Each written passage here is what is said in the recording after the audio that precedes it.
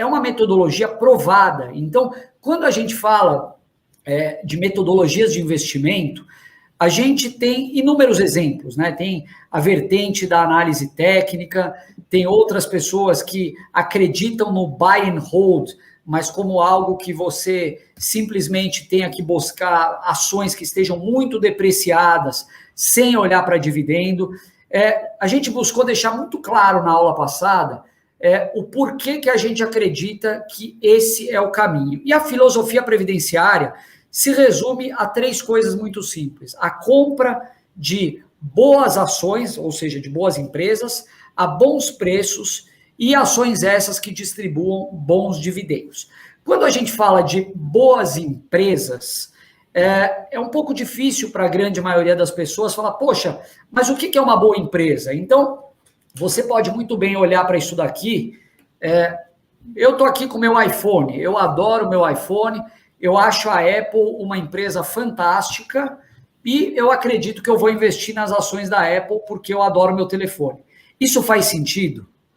Não faz. Na estratégia previdenciária, não basta você entender que uma empresa é uma empresa boa. Ela pressupõe que essa empresa precisa ser também descontada ou está no momento oferecendo um desconto, porque é justamente isso que vai te trazer um retorno sobre o seu investimento. Quando a gente fala de boas empresas, pessoal, isso daqui, aliás, é um conteúdo que está muito mais detalhado lá dentro do Jeito Barsi de Investir, mas a gente fez questão de tentar trazer para vocês o que compõe essas grandes características de boas empresas. O que é uma boa empresa? Antes de mais nada, né, é uma empresa que apresente resultados sólidos. Por que isso é importante? Quando a gente olha para o dividendo, pessoal, que vai ser aquele fluxo de caixa recorrente pingando na sua conta, a empresa, para ter condições de gerar esse fluxo previsível, estável e, na maioria das vezes, até crescente de dividendos, ela precisa ter resultados sólidos. Nada adianta, por exemplo, você investir em setores cíclicos, em que, em alguns momentos, a empresa tem resultados fantásticos. Posso até dar um exemplo, por exemplo, hoje em dia que a gente está vendo siderúrgicas. Algumas siderúrgicas passaram anos e anos tendo resultados muito prejudicados por conta do ciclo da siderurgia. Então, em um dado momento, você tinha grandes empresas parando altos fornos, tendo prejuízo, tendo que renegociar dívidas. Então, empresas que têm uma característica muito cíclica, elas não conseguem se encaixar na estratégia. Então, resultados sólidos é algo muito importante. Então, resultados bons, robustos e que sejam, de alguma forma, previsíveis, porque no final do dia o teu lucro vai vir, o teu dividendo vai vir do lucro que a empresa está gerando. Segunda característica fundamental, perenidade no negócio. Essa característica, inclusive, a Lu vai até falar um pouquinho mais sobre isso no slide que a gente deixou um pouco mais para frente. A perenidade do negócio é algo muito simples. A gente não precisa fazer conta ou ficar imaginando coisas aqui para tentar entender se um negócio é perene ou não. Esse negócio, ele vai existir nas próximas décadas? É capaz que a gente olhe daqui a 100 anos e veja se esse negócio ainda existe? Será que isso vai acontecer? A gente tem hoje vários exemplos na Bolsa de negócios que nasceram há mais de 100 anos e no século passado, ou no século retrasado, inclusive, e a gente vê esses negócios que continuam crescendo em termos de rentabilidade, continuam distribuindo dividendos para os seus acionistas e continuam sendo extremamente relevantes, no sentido de que as pessoas continuam dependendo muito deles. Tem vários novos negócios surgindo por aqui que a gente olha e fala assim, poxa, será que de fato esse é um negócio que vai existir daqui a 5 anos, daqui a 10 anos, ou mais? Existem negócios que vão existir, mas você olha para aquela empresa específica, será que essa empresa vai continuar existindo daqui para frente? Não saberíamos dizer. Então, a gente busca negócios que são perenes e que tem dentro desses setores empresas que a gente acredita que vão ser perenes. Partindo para o próximo, quando a gente fala de consolidação de mercado, qual que é a característica desses setores que vão continuar sendo perenes e que vão continuar sendo relevantes? Eles são setores que, antes de mais nada, possuem barreiras de entrada relevantes. Então, quando a gente olha, por exemplo, para um setor, vamos dar um exemplo, setor de seguros. É qualquer empresa hoje que consegue montar uma seguradora? Uma seguradora que você vai montar hoje, você consegue ter uma presença relevante, você consegue ter vantagens competitivas duradouras. É muito difícil de você imaginar que você vai montar uma seguradora do zero e vai competir de igual para igual com algumas seguradoras já estabelecidas há mais de 100 anos. Isso é possível? É claro que é possível. Mas essas empresas já conseguiram uma relevância tal que é muito difícil você entrar, conseguir competir de igual para igual, sem uma necessidade de reinvestimento ou de investimento muito grande.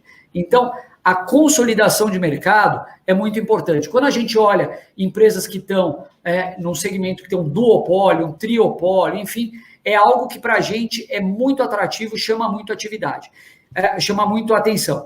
E, por fim, a política de dividendos. Pessoal, de nada adianta tudo isso se a empresa é uma empresa que retém os lucros dela, que distribui um percentual muito pequeno do lucro, e nada disso vai adiantar para uma política de geração de dividendos e de reinvestimento de dividendos. Então, temos visto várias empresas abrindo capital na Bolsa, em que a política de dividendo é de 10% do lucro, 5% do lucro. Chegamos a ver uma empresa que até 1% do lucro dela vai ser distribuído na forma de dividendos.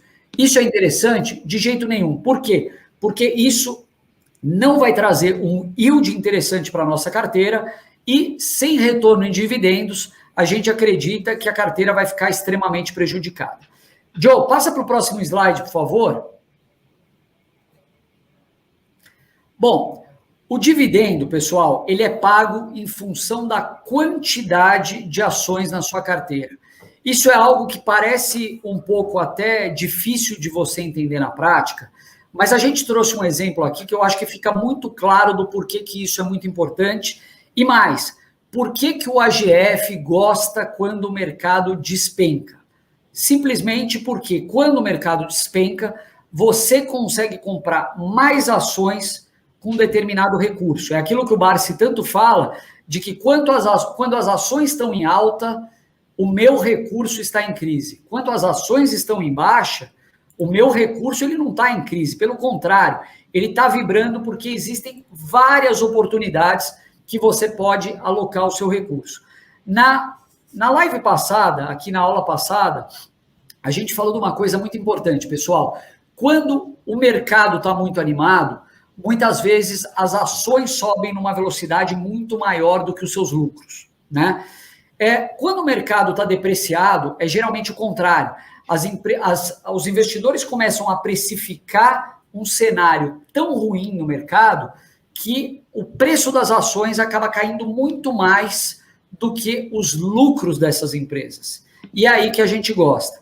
Então, quando a gente olha esse gráfico que está aqui na tela, isso deixa muito claro isso que eu estou tentando explicar para vocês. Imaginem só uma empresa que tem uma cotação de R$10 na bolsa e distribui um dividendo de R$1. Essa empresa vai ter um yield de 10%. Quanto maior for o preço dessa ação, quanto maior for a sua cotação, isso significa que, mantendo o dividendo constante, você vai ter um yield menor. É óbvio. A R$13, essa ação não distribui mais 10%, ela distribui 7,7%. A R$15, ela distribui menos de 7%, 6,7%. Só que o contrário também é verdadeiro. Então, quando você está num cenário de baixa e o lucro da empresa não foi prejudicado, o que acontece? A cotação vai cair e o dividendo mantido ou caindo numa velocidade menor, o que isso te gera? Um yield maior. É nesse momento que você está conseguindo comprar um yield barato e uma quantidade de ações muito maior. Então, sempre que o mercado cai, na nossa opinião, é o momento mais interessante de você olhar para as ações, justamente porque você vai estar comprando um dividendo barato e muito mais ações.